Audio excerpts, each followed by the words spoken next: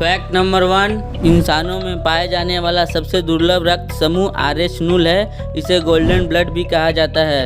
यह रक्त समूह इतना दुर्लभ है कि बीते 59 सालों में केवल 43 लोगों में ही पाया गया है। फैक्ट नंबर 2, आसमान से गिरने वाली बिजली बहुत ज़्यादा खतरनाक होती है। इसमें 10,000 से ज़्यादा वोल्ट की करंट होती है। फैक्ट नंबर 3, हमारी नसों में खून 400 किलोमीटर प्रति घंटा की रफ्तार से दौड़ता है और दिन में लगभग 9,600 किलोमीटर की दूरी तय करता है। फैक्ट नंबर 4, मनुष्य का रक्त केवल 4 तरह का होता है, लेकिन गाय में 800, कुत्तों में 13 और बिल्लियों में 11 तरह का रक्त पाया जाता है।